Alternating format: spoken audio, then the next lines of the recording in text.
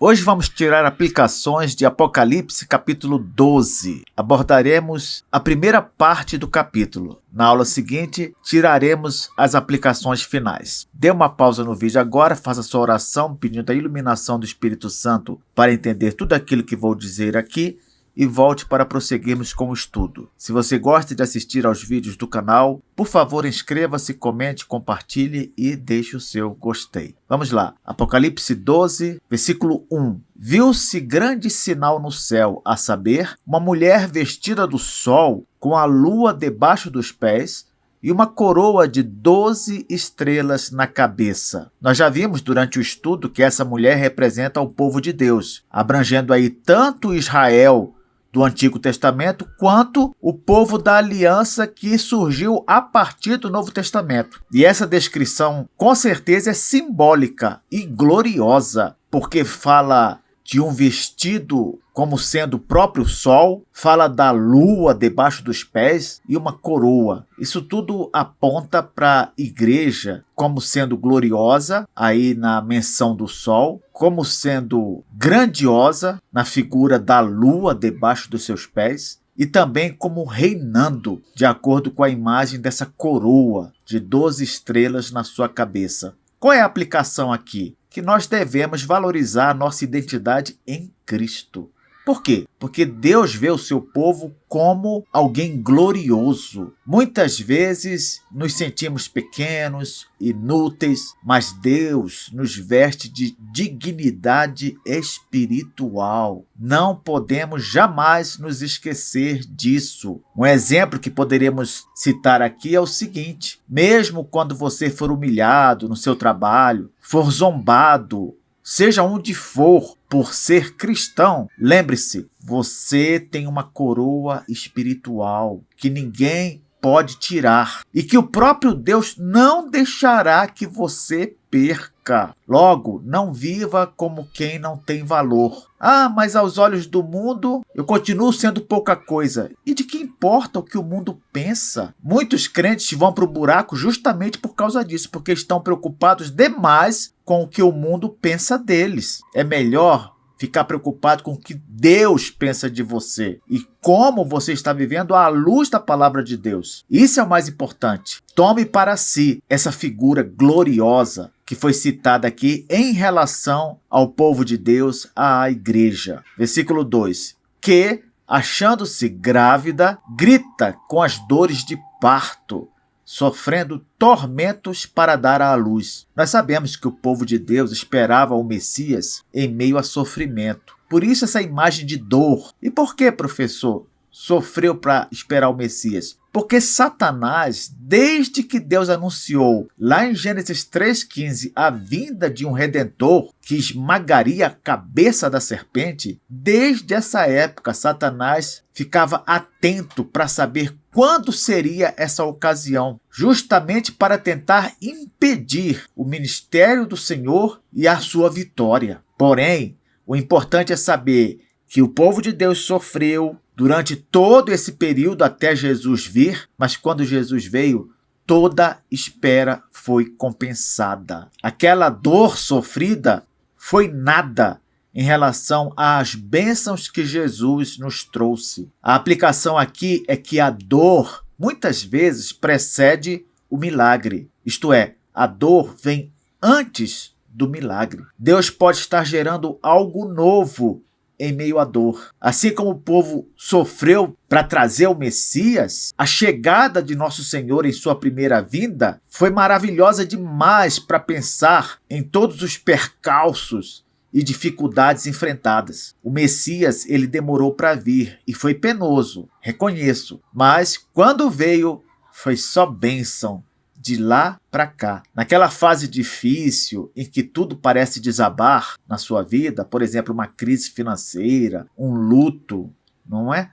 A perda de um ente querido, um desgaste espiritual, confie. Deus está fazendo nascer algo novo. É como eu disse no início deste versículo, a dor muitas vezes precede o milagre. Versículo 3. Viu-se também outro sinal no céu, e eis um dragão grande, vermelho, com 7 cabeças, 10 chifres e, nas cabeças, 7 diademas. O dragão, todos sabem, é Satanás. Com seu grande poder, aparência aterrorizante e autoridade perversa. Ninguém pode negar a sua autoridade. O próprio versículo diz: nas cabeças 7 diademas. Os diademas aqui apontam para coroas, coisa de realeza. Satanás tem a sua autoridade, tem o seu domínio, tem o seu reino. Logo, a aplicação óbvia aqui é a seguinte: reconheça que o inimigo é real e poderoso, mas é derrotável.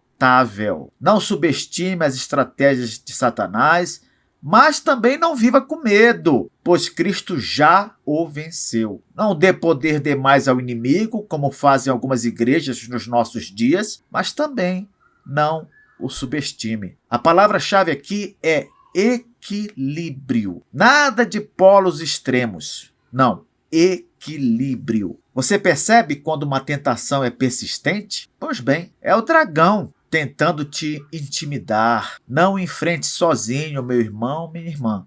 Ore, jejue, busque apoio na igreja e você prevalecerá. Versículo 4 diz: a sua cauda arrastava a terça parte das estrelas do céu, as quais lançou para a terra. E o dragão se deteve em frente da mulher que estava para dar à luz, a fim de lhe devorar o filho quando nascesse. Quando diz aqui que a cauda do dragão arrastou a terça parte das estrelas do céu e as lançou para a terra, aqui se refere ao episódio em que Satanás seduziu para segui-lo a terça parte dos anjos do céu. Sim, esses anjos que foram por ele seduzidos são os demônios. Os seduziu e os lançou para a terra, os enviou para a terra e agora está em posição de ataque contra Cristo e seu povo. O interessante é que de Cristo ele quis cuidar, entre aspas, pessoalmente, não é? Veio com todos os seus demônios para cá, mas de Cristo é como se ele dissesse: deixa que esse é meu. A prova disso foi a tentação no deserto. Satanás não enviou nenhum demônio para enfrentar Jesus. Não, ele mesmo foi pessoalmente de encontro a nosso Senhor. Ora, se Satanás e seus demônios estão aqui neste mundo, devemos viver em alerta espiritual. O inimigo, ele tenta destruir o que Deus está fazendo antes mesmo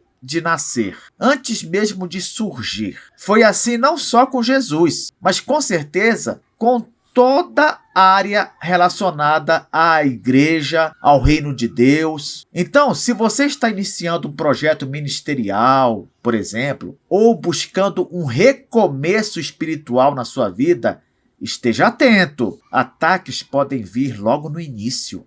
Eu vou começar agora uma vida de oração. Vou começar uma rotina de estudo diário da Bíblia. Vou abraçar algum trabalho na igreja. Está planejando? Vai cobrindo tudo com oração desde o começo. É como eu falei, quando Jesus ainda não havia nascido, Satanás já estava procurando saber como seria, de onde seria, para tentar abortar logo no início. Versículo 5. Nasceu-lhe, pois, um filho varão, que há de reger todas as nações com cetro de ferro. E o seu filho foi arrebatado para Deus até ao seu trono. O filho, é lógico, é o Senhor Jesus. Ele nasceu, venceu e reina. E Deus o exaltou. Quando? Quando o ressuscitou e o fez subir aos céus. A famosa ascensão de Cristo. Confie na soberania de Jesus. Ele já fez o que tinha de fazer. Ele já nasceu, cresceu, viveu de forma perfeita, cumpriu a lei perfeitamente, sofreu a punição por nossos pecados, mas venceu tudo. Venceu a morte, ressuscitou e governa com poder e justiça. Ele disse: toda a autoridade me foi dada no céu e na terra. Isso quer dizer que, quando a injustiça parece vencer, e quando eu falo injustiça, estou me referindo à corrupção, à violência, à impunidade. Lembre-se, Cristo reina, como diz o versículo, com cetro de ferro. Isso te dá força para ser íntegro, mesmo em ambientes corruptos. Por quê? Porque não são os seus inimigos que estão com a vantagem, não. Será sempre Cristo. Eles não veem, eles não creem, mas é Cristo quem manda. Versículo 6. A mulher, porém, fugiu para o deserto, onde lhe havia Deus preparado lugar, para que nele a sustentem durante 1260 dias. Eu falei durante o estudo que o deserto é justamente este mundo em que vivemos. Por quê? Porque o deserto é lugar de provação, é lugar também de testar fidelidade. O bom é saber que o deserto também serve para Deus revelar sua proteção sobre o seu povo. Deus prepara sustento, mesmo no deserto. É só olhar para o que o povo de Deus que foi retirado do Egito viveu durante sua peregrinação de 40 anos entre o Egito e Canaã. Se este mundo aqui que nós vivemos, este mundo caído, é o nosso deserto, então a aplicação aqui é que nos tempos difíceis, Deus sustenta. Ele não sustentou o seu povo durante todos os 40 anos? Meu irmão, minha irmã, o deserto pode parecer abandono, mas na verdade é o lugar para o justo viver por fé, dia a dia. Você está passando por um tempo solitário, uma fase que parece que ninguém te entende? Tudo isso faz parte daquilo que Deus preparou para esse nosso tempo aqui no deserto. Por quê? Porque Deus faz você passar por isso e ver o Senhor te sustentando nessa situação. Ver também o Senhor te formando, te tornando um crente melhor. Não dizem que os melhores remédios são os mais amargos? Pois bem, é também assim no cuidado do Senhor. Versículo 7 diz: houve peleja no céu. Miguel e os seus anjos pelejaram contra o dragão. Também pelejaram o dragão e seus anjos. É importante analisar este versículo aqui, tirar aplicações dele. Por quê? Porque ele fala claramente que há uma batalha espiritual. Ela é real. Miguel aqui representa o exército de Deus em guerra contra Satanás. Crer nessa verdade independe de você ser pentecostal, neopentecostal ou tradicional.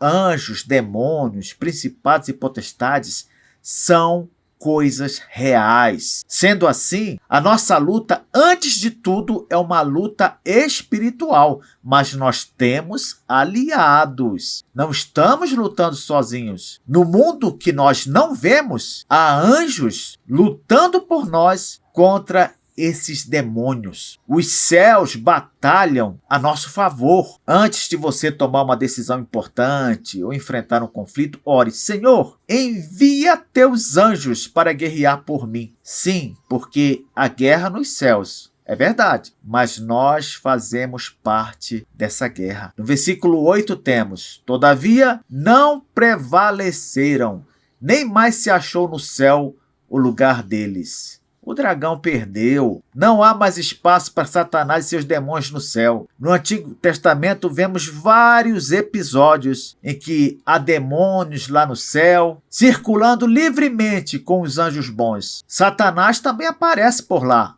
Ou melhor, aparecia, como vemos no livro de Jó. Agora, porém, tudo é diferente. Eles foram expulsos do céu com a vitória de Cristo. A aplicação aqui é que o inimigo não tem mais lugar sobre a sua vida para ficar lá no céu, diante de Deus, acusando você, como ele fez com Jó. Nós temos um privilégio que nem Jó teve. Não aceite acusações, condenações ou vozes do passado. Mas, professor, essas acusações, essas condenações, essas vozes do passado vêm da boca de não crentes, não é de Satanás, não. Oh, meu irmão, não se engane. Satanás usa pessoas como instrumentos seus. Mas é como eu falei aqui, o acusador perdeu o seu posto. Então não aceite. Dizem que Lutero ficava como que ouvindo Satanás jogar em sua face todos os seus pecados, mas ele respondia mencionando o sangue de Jesus que purifica de toda iniquidade. Se vierem pensamentos como você não presta, você não vai conseguir, Deus não te ama como você pensa, declare: isso não tem mais lugar. Jesus já venceu por mim. Ele é o meu advogado. E não compare Jesus com os advogados terrenos, não, que tem uma fama muito ruim. Não, Jesus é o advogado perfeito, o advogado que não falha. Versículo 9. E foi expulso o grande dragão, a antiga serpente, que se chama Diabo e Satanás, o sedutor de todo o mundo. Sim, foi atirado para a terra, e com ele os seus anjos. Satanás foi derrotado, foi expulso, e, embora seduza o mundo hoje, fique rodeando a terra, aprontando o tempo todo, ele não tem o domínio final, porque o final dessa história já está escrito e também já foi garantido. Repito, não se deixe seduzir pelos enganos do mundo. O diabo, ele age por sedução, por aparência, por falsos brilhos, tudo que for necessário para atrapalhar nossa relação com Deus. Ele sabe que tem o futuro dele traçado, mas quer levar o máximo de gente consigo. Sabe como é que é? Eu já estou condenado mesmo, eu vou sofrer eternamente no inferno, mas também se eu puder levar muitos comigo, eu vou tentar. Evite cair na tentação, por exemplo, de viver pela aparência, pela vaidade, por status. Isso tudo é estratégia da serpente para te iludir. Ela sempre age do mesmo jeito. Foi assim com Eva. Lembra? Ah, não, Deus não quer que você seja igual a ele, blá, blá, blá. Sempre o mesmo papo furado. Fique com a verdade de Deus, mesmo que ela não seja tão, digamos assim, atraente, chamativa. Mas é ela que leva pelo caminho estreito à vida eterna. Pense nisso, medite nisso. Na próxima aula, tiraremos aplicações da segunda parte de Apocalipse 12. Até lá!